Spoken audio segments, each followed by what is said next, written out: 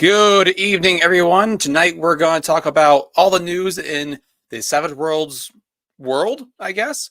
And then we're going to have a nice discussion about Desperate Attack. Should you be using it? Should you ban it from your table? We'll talk about that more later. But first, the news.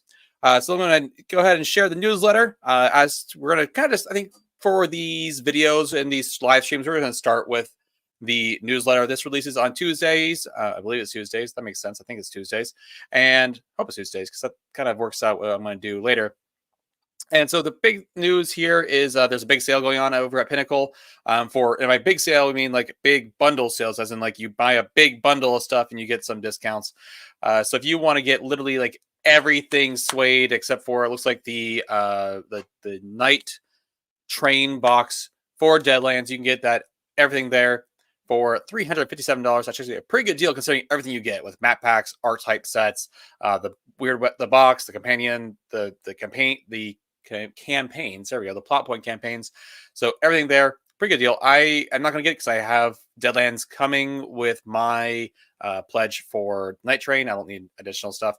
Just probably going to have to get that stuff along the way. We have the Holler limited bundle. I already have this because I backed the Holler way back. So that's all there, though. This includes the leather version of the book. It's really nice, and I meant to go grab it from over there. In fact, there's a few things over there I meant to grab already. So I'm going to go do that in 1 second. So give me one moment there. Super professional.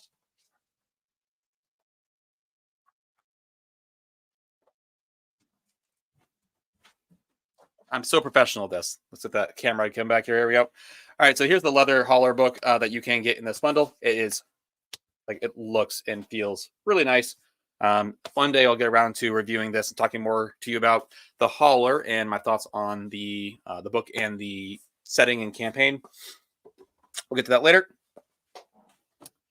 After that, they also have the Pathfinder bundles, which is again kind of like the Deadlands one, where you just get like everything that you get with Pathfinder, the Advanced Players box, the Ultimate box set, the Companion, the Rise of the Rune Lord set, the Curse, the Crimson Throne set.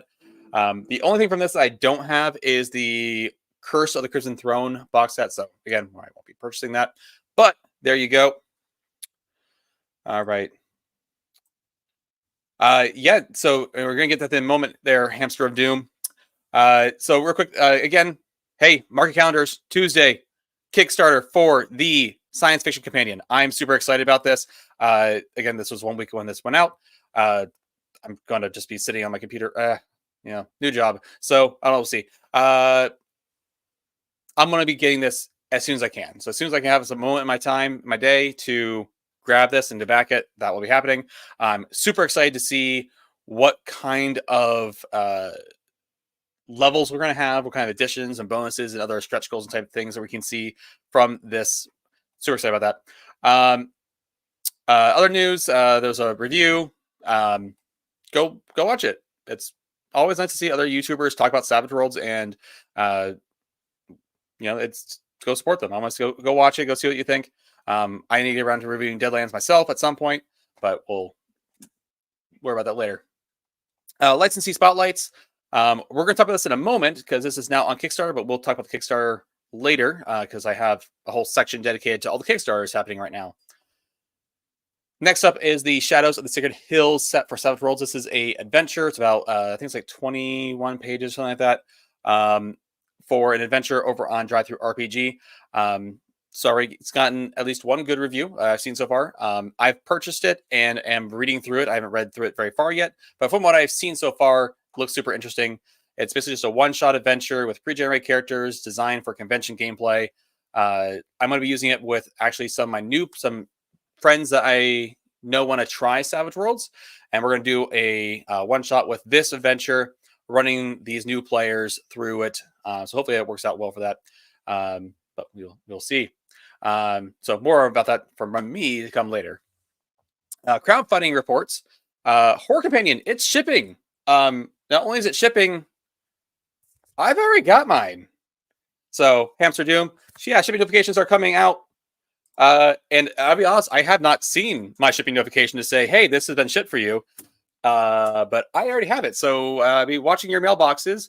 I just got the companion, which also came with the archetype cards, which I always like for like just having for one shots and other games, just so I can like let's. I don't want you to build characters. Let's just play. Let's just get something out and we'll play with that. I got this down somewhere. After all of that, all of those horror companions are sent out. They'll go ahead and start with the Pine Box middle school games, and then Legend of Ghost Mountain, and then all the other things that are going on. And I got like, I don't have any of these ones coming. I don't have Pine Box Middle School or Legend of Ghost Mountain or Necessary Evil 3, although I'm super interested in getting the Necessary Evil box set of all the different campaigns for that. But I do have the Player's Handbook coming, Player's Guide, I think it's called, and the Night Train, and then obviously I'm going to back the Science Fiction Companion. So look out for those. On the other note, we're going to flip sides here. I'm going to remove here. And we're going to go ahead and I'm going to go to a different screen. So give me one moment to kind of share a different page. So first thing we're going to do is go and go to this window, share. So what you should be able to see, I'm actually going to have to do some moving around here. There we go. First thing, here is the Shoutouts to Secret Hills Kickstarter. I'll go leave a link down below after the live stream is over, so you can go and check it out. Got one rating so far, but from what I've seen so far, it looks really well done for a Weird West adventure. Go check it out. Metal Gods of the Apocalypse. This is a system agnostic, but I know that we are seeing some stuff from these guys before that's specifically for Savage Worlds. It's just system agnostic, but I don't know. My understanding was this was specifically for Savage Worlds. Oh, okay, Savage Worlds guide. That's what we're looking for.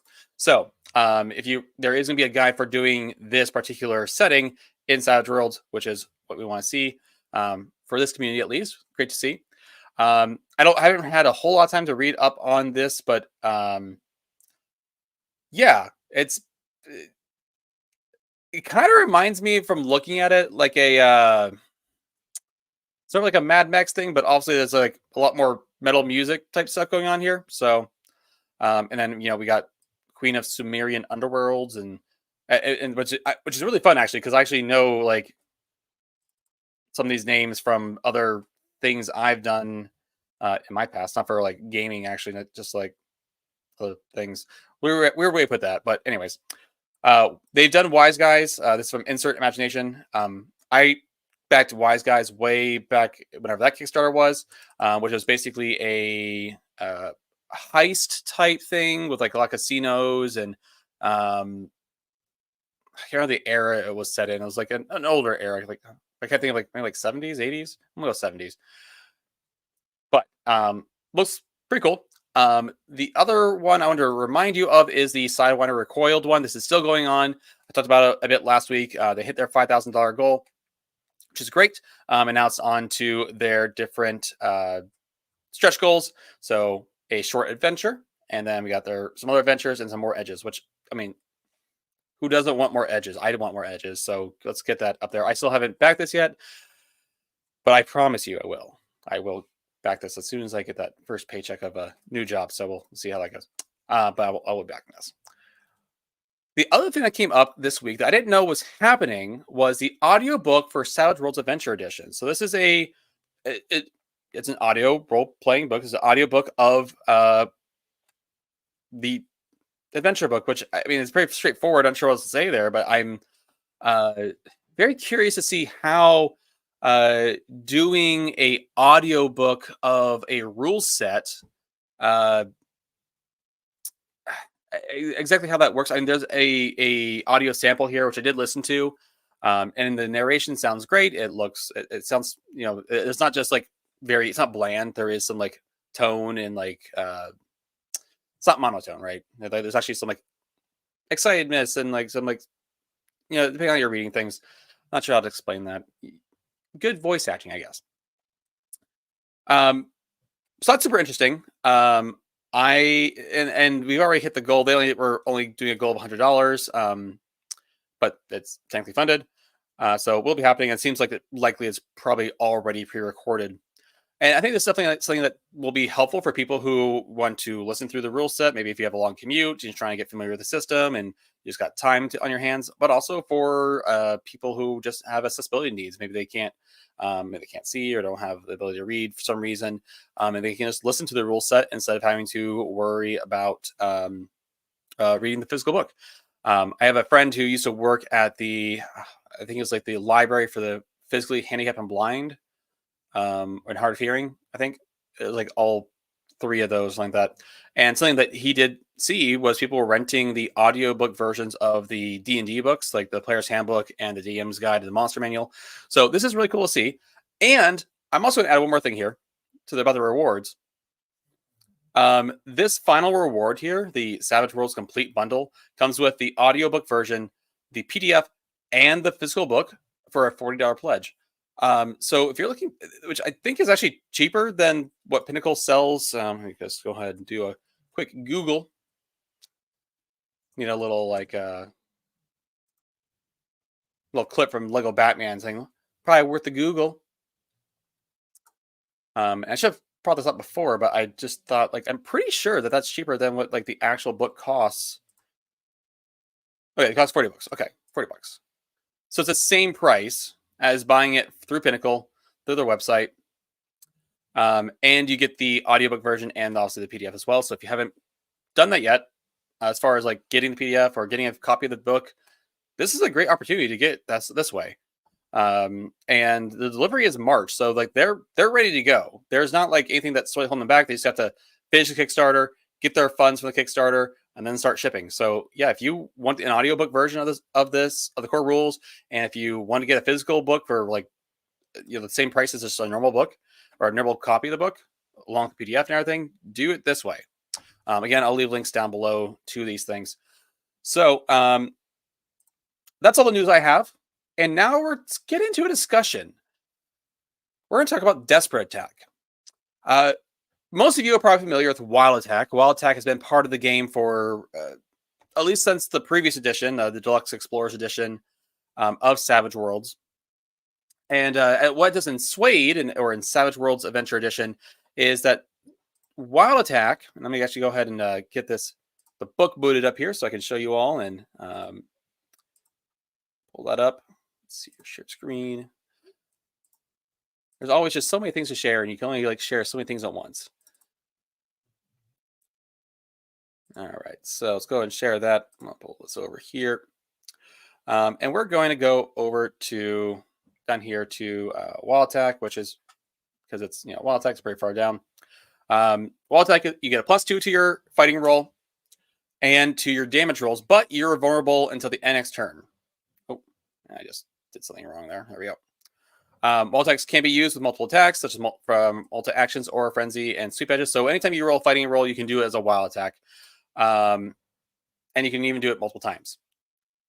I think that's something that most players forget about. So the fact that you can technically wild attack and do like 2 attacks and just negate your multi-action penalty just by doing wild attack.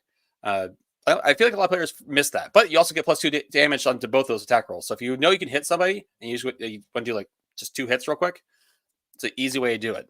And to get a little extra damage in there to kind of ensure that you can shake them or wound them in some way. In the original book, in the first printing of the Savage Worlds book, though, that was kind of like your only option. You had Wild Attack. That was the thing you could do. And then later, and I believe this came out with Pathfinder in the Pathfinder book, they added the option to do what's called a Desperate Attack. And so I have to scroll all the way up to the top here to talk about Desperate Attack. And they added it to the PDF, the later PDF and the later printed versions of the Savage Core Rulebook, Desperate Attack. So again, this is not in the original rule set, the original first printing of the book. This is not in here, but they've added it. And what it is you can, without becoming vulnerable, without having a status effect on you, you can give your fighting roll a +2 or a +4. But if you do that, you subtract that 2 or 4 from the damage rolls of your whatever damage you're doing, right? And I think when people first heard that, it seemed fine until people started thinking about it a little bit more intensely. Think about what does this mean? How does this actually affect things? What is the possibilities that can happen by using Desperate Attack? And it also felt like it was stepping on the toes of Wild Attack. Now, it can't be combined with Wild Attack, thank goodness. That would be quite quite difficult, I think, to deal with. Um, and but how does Desperate Attack cause problems, and should it be banned? That's one of the things that happened. Like, was this, and does it need tweaking? Maybe it's fine. It just needs some tweaking. I did a survey a quite a while ago on this channel, and asking you all, my viewers, to let me know what you think of Desperate Attack. And for the most part, you guys were mostly okay with it. If I remember correctly, I'm going to pull up the poll here again, just to kind of remind myself of what you guys thought. Yeah, 59% of you said you liked Desperate Attack, which, again, although there was only like 29 votes in this poll, so we'll see. 14% said you guys do not like Desperate Attack, and 28% that you like it, but it needs some tweaking. And so that's kind of the discussion I want to have. Does it need tweaking?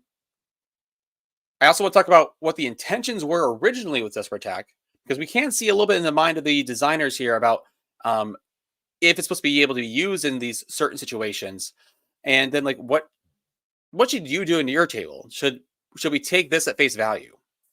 I've seen some discussion going on in the chat here. Victor says the IR, nothing like getting that Joker and using Wild Attack to attack with all 3 actions with no penalty with +4 damage. That is, yes, that is quite nice. Oh, here we go. From the Hamster of Doom, in response to Desperate Attack, I think it wouldn't stack with a called shot, right? Cerberus Paribus seems Ceteris. You're using some fancy Latin here that I only took like 1 semester of a 1-credit Latin course, so I don't know what that says. If you ask me about Greek stuff, I can probably tell you better, but not the Latin. It wouldn't stack with a called shot, right? Well, there's the thing. I don't think it says it can't. Let me go and pull up called shot real quick. Means all things being equal. Yeah, I kind of wonder if something like that. But my one friend, actually the friend that worked at the library, knows a lot more Latin than I do, and I'm sure he's probably mad at me for not knowing at least that piece of Latin. Anyway, called shots. So targeting a particular body called shot. There's a modifier based on scale. Hands, vitals, item, limbs, unarmored areas, etc., etc., etc. Does it stack? I don't see a reason why it wouldn't stack with called shot. That's kind of one of the areas, right, that we were talking about, where it's like, okay, so let's say we go for the vitals, right? All right, so header vitals. It's a -4. Okay, well, we can take a +4 to offset that, and we add +4 damage to attack. Okay, well, now that just kind of negates everything. So now everything's just kind of negated. And really, that's what it is here. Right? For this particular example, we're just kind of negating things. We're not really changing anything. It's no point in a cold shot or a Desperate Attack in this situation, because it just kind of offsets itself.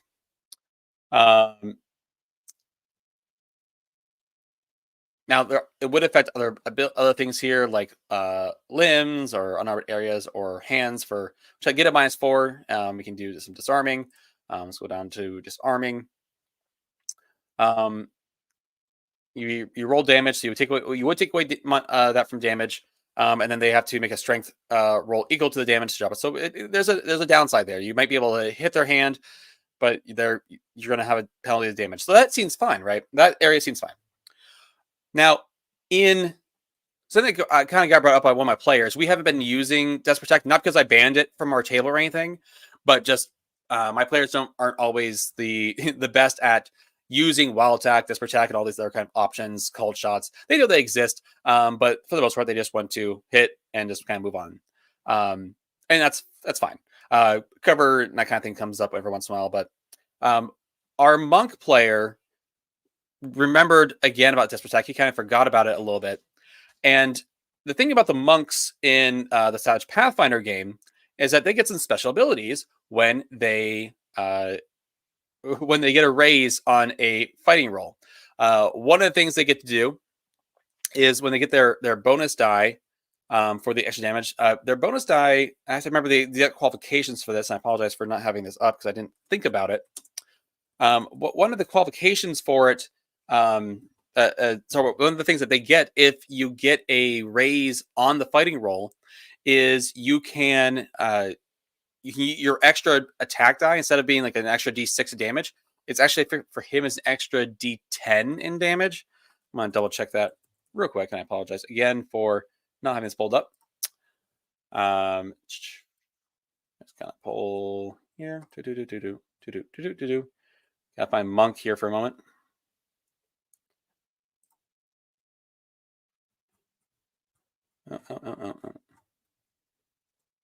When you go too far down PDF, it becomes a problem.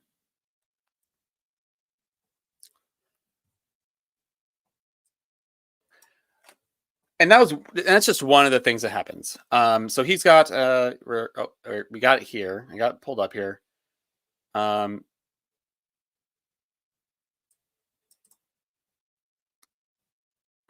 a raise, the monk rolls. So for this is specifically for his unarmed strike, so it doesn't affect his attacks from anything else. But on an unarmed strike, if he gets a raise, he rolls a d10 for his bonus damage instead of his normal damage. So if you're able to kind of take that -4, like take that -4, and the average roll of a d10 is like 5 point something like that, a little bit higher because things can explode, but it's like 5 point something. And so on average, that you're more likely to get that raise because you get that +4 now. And so if you're easily able to hit something, or you're getting right about their parry, you can more likely get that raise. And then you can add a d10 damage for the monk. Okay. That doesn't, when you think about it, like, there's an element which, when you roll more dice, you have more chances of exploding, which means more damage, more just opportunity, right? More chance.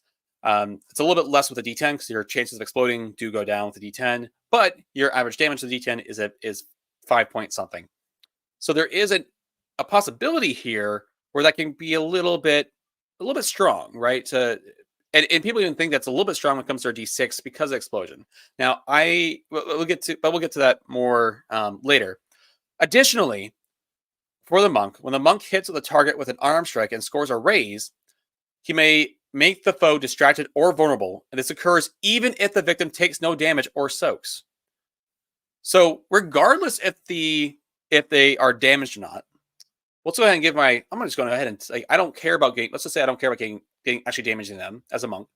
I just want to ensure that they become vulnerable or distracted. Probably vulnerable, because that means like more often than not, that tends to be the stronger of the two options when you have a party of characters all ganging up on one character or whatever. But hit regardless they take no damage or not. We're going to go ahead and make them vulnerable, and I'm going to take that +4 from Desperate Attack to ensure it. And that kind of raises up another question. What about monsters who don't do damage? Maybe their attack doesn't do damage. And do we allow them to use Desperate Attack? If you can't subtract damage from anything, should we, if there's no damage to subtract from, should we allow these characters to be able to make Desperate Attacks? Well, if you look at one example, which is this is the Hollow's Last Hope. It's the small adventure that comes with the Game Master screen for Savage Pathfinder. And a little bit of spoilers here for anyone who's going to be running that. But at one point, they basically run into bloodsuckers or giant mosquitoes or sturges, whatever you want to call them. And here, they're called giant mosquitoes. And it says here for bloodsucker, it says, let's make sure I get it right here. The mosquitoes attempt to sting and drain blood from the least armored character, buzzing about him to give their maximum gang bonus. Okay, gang bonus, great, cool, makes sense. Also, the insects can use Desperate Attack. Their bloodsucker ability, their bite ability, says that their bite causes no damage, but allows them to use their bloodsucker ability, allowing them to drain fatigue and anything like that. So it is in the intention, or at least from this book and from the design of this book, that you are able to take Desperate Attack even if you don't do damage. So those other monsters that are trying to cause some level of fatigue or something by touching you, maybe it's like a ghost ability where they just need to touch you and they kind of drain you a little bit. Other drain abilities, or even anything that would be like maybe a touch attack for no, that would still be won't necessarily be a fighting roll. But anything that uses a fighting roll or some sort of touch attack, you can use Desperate Attack on. In our ETU game, you could we had a what's it called? A stun gun or stun gun, yeah.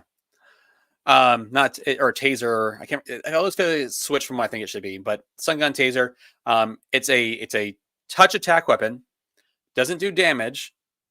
It just makes them do a vigor roll. If you get a raise on the attack, I believe they have to have a penalty to their vigor roll to become stunned or something like that.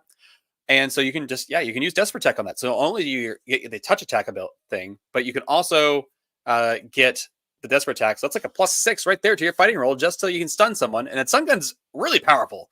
I always had a problem dealing with it in our campaign whenever they were fighting humans. So there you go. Hamster Doom says, sure, what about the guy with Humiliate and a good taunt? He can shake and vulnerable distract on a raise and gets 2 chances on it for free. So much worse than Monk. And that's a fair point. And then Hamster also Prairie Tricks with Desperate Attack. I think this kind of brings up kind of like what I think with that, we kind of get to where I'm at. At the outset, it does make it easier to get raises. Now, obviously, this doesn't prevent your monsters, your NPCs, as a game master can do it too. And that makes things really powerful. And it's going to be easier to get certain things, but there's a question of balance, right? The question is this making martial characters too powerful? And I don't think it is. The -4 damage overall is likely to either negate, but on averages, either negate, and I assume it's -4, you could be -2, negate the bonus damage. Now, every once in a while, you're going to have those times where that extra bonus damage is going to be extra D6 or extra D10 or whatever amount of damage. Could be you could explode and get a whole bunch of damage. That's going to be possible. That's kind of like the nature of the game. We like explosions. It's just a possibility. At the same time, though, that +4 that you got from Desperate Attack to add to your fighting roll, you could theoretically attack and that -4 mean nothing. Maybe you did the -4 for no reason and you have -4 to your damage now. There is a possibility of both ways of both being meaningless. The -4 damage could end up being meaningless, and the +4 damage could be the +4 to the attack roll could be really strong. Now, I understand the concern about the surges and other kind of creatures who can just kind of Desperate Attack without any penalty, right? And that's kind of that's like the one point where I am nervous about it. And I'm not going to say that we shouldn't use it, because I don't think that for those kind of creatures, because I think there's some level which, like, even like narratively, if I am trying to hit someone and I can Desperate Attack, well, I should be able to Desperate Attack with kind of everything else too, especially, again, a stun gun. Like, you can go in, stun them, and you go do a bit desperately, and you're not going to do any damage, but you're not trying to do damage. And even as I say that, though, that is kind of the point of it being a touch attack. The idea of a touch attack is that you don't need to do a whole lot of damage. You're kind of giving up the ability to try to stab someone or whatever to just touch them to create that attack. So even now I'm kind of like going back and forth on that, and that's kind of like the only point where I am at all concerned is those like touch attack things, the touch attack. Sorry, I'm kind of touch attacks and anything that it's just kind of needing to do a hit and doesn't actually do damage later on.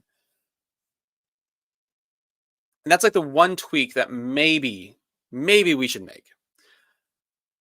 But even then, I think this gives the GM a lot more ability and a possibility of trying to use abilities that their players have access to kind of do toughen up their monsters. So if things aren't going well, we can just start doing that instead.